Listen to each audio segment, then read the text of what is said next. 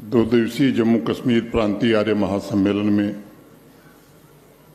उपस्थित होना मेरे लिए व्यक्तिगत रूप से गौरव और सुखद आध्यात्मिक अनुभूति है। पिछले वर्ष 12 फरवरी को अलौकिक उत्सव के साथ महर्षि दयानंद सरस्वती जी की 200वीं जयंती मनाई गई थी। पूरे राष्ट्र ने संकल्प लिया था कि उनके आदर्शों और विचारों को जन जन तक पहुंचाने के लिए वर्ष भर ज्ञान ज्योति पर्व महोत्सव मनाया जाएगा। संयोग से इस वर्ष 10 अप्रैल को आर्य समाज की स्थापना के भी 150 वर्ष पूरे हो गए हैं। मैं समझता हूं यह प्रांतीय सम्मेलन इन दो महत्वपूर्ण पदों का संगम है और इस संगम में 2 दिवसीय सत्संग से समाज को और राष्ट्र को एक नई दिशा मिलेगी। मैं समझता हूं आर्य समाज हमारी गौरवशाली सामाजिक, आध्यात्मिक और सांस्कृतिक परंपरा का अभिन्न अंग है और अगर उस दृष्टिकोण से देखा जाए तो जम्मू कश्मीर प्रांतीय आर्य महासम्मेलन राष्ट्र निर्माण और आध्यात्मिक उन्नति के लिए नए विचार उत्पन्न करने का एक महत्वपूर्ण मंच भी होगा।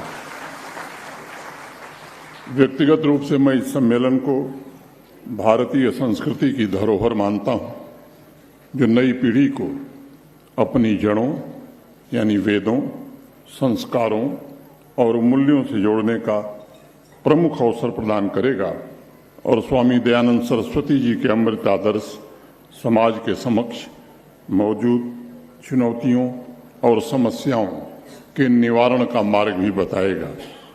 जैसा मेरे पूर्व भी बताया गया, 1875 में गिरगांव मुंबई में आर्य समाज की स्थापना हुई थी। तब स्वामी जी ने स्पष्ट रूप से कहा था कि इसका उद्देश्य सभी मनुष्यों का हित करना है। उस समय प्रारंभिक नियम बनाए गए और उसके साथ ही एक ऐसा आंदोलन खड़ा हुआ जिसने सनातन संस्कृति को संगठित किया और उसकी जड़ों को बहुत ही मजबूत बनाने का काम किया।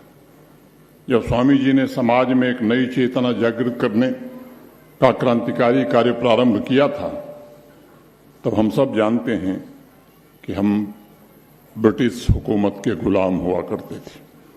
सन 1860 में स्वामी दयानंद सरस्वती जी ने 15 वर्षों की तपस्या के पश्चात जब वो मथुरा पहुंचे, तब तक 1857 की क्रांति के दमन ने पूरे समाज में एक हीन भावना पैदा कर रखी थी। ऐसे समय में मथुरा में स्वामी विरजानंद जी ने स्वामी जी को अध्ययन के पश्चात आदेश दिया कि देश का उपकार करो और वैदिक धर्म का प्रचार करो। स्वामी जी ने वह आदेश स्वीकार किया और मैं मानता हूं कि उन्होंने भारत के खोए हुए आत्मविश्वास को पुनः जागृत करके उसे उसकी असली ताकत का एहसास कराया। इस ऐतिहासिक तथ्य को आज की युवा पीढ़ी जाने और इस युवा पीढ़ी तक पहुंचाना ये बड़ा जरूरी है।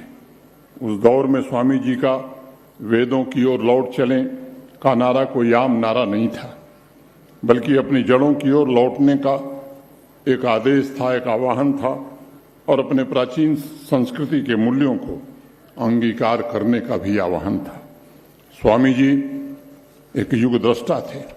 वह जानते थे कि वेद जीवन की कुंजी है, जिसमें हमारे महापुरुषों ने, ऋषियों ने जीवन के सभी रहस्य और सभी सिद्धांत पिरो दिए हैं। हमारे ऋषियों मुनियों ने वेदों के द्वारा समाज को अनंत शक्ति के स्रोत से परिचित कराने का काम किया था और इसीलिए स्वामी जी ने वेदों की शरण में जाने का सबसे आग्रह किया था।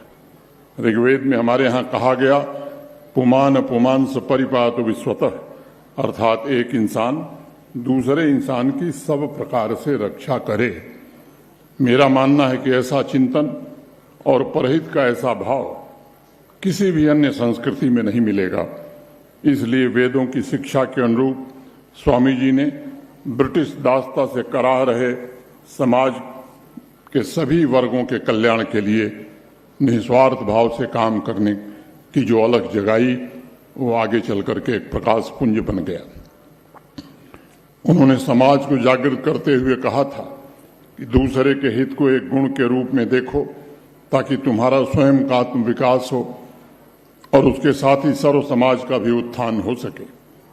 उन्होंने आर्य समाज के जो मूल सिद्धांत गढ़े बनाए, उनमें इस बात को प्रमुखता से रखा कि हर इंसान के प्रत्येक कार्य सही एवं गलत का निर्णय करने के बाद तथा धर्म के अनुकूल होने चाहिए, और इसलिए भी उन्होंने इस बात पर जोर देकर कहा कि विश्व कल्याण ही मनुष्य का सबसे बड़ा धर्म है और दूसरे के साथ बेहतर बर्ताव ही उसका सबसे प्रमुख कर्तव्य है। उस दौर में जब समाज का आत्मविश्वास पूरी तरह से टूट चुका था, मैं कहूं धरातल पर था, तब ऐसी स्थिति में स्वामी जी भारतीय पुनर्जागरण के अग्रदूत बनकर पूरे राष्ट्र पटल पर उभरे और उन्होंने देशवासियों को उनका आत्मगौरव पुनः लौटाने का सबसे प्रमुख काम किया। एक साहसी योद्धा की तरह स्वामी जी ने समाज सुधार की नींव भी हमारे देश में डाली। वेदों के प्रचार के द्वारा भारत की प्राचीन आध्यात्मिक विरासत को पुनर्जीवित किया। स्वामी जी ने शैक्षणिक और सामाजिक सुधार, विशेष रूप से महिला सशक्तिकरण, महिला शिक्षा पर जोर दिया और उस समय समाज में व्याप्त कुरीतियों को समाप्त करने का बीड़ा उठाया। और स्पृश्यता उन्मूलन तथा शिक्षा के प्रसार के लिए स्वामी जी ने जो विचार देश के सामने रखे, मैं मानता हूं वो आज ज्यादा प्रासंगिक है।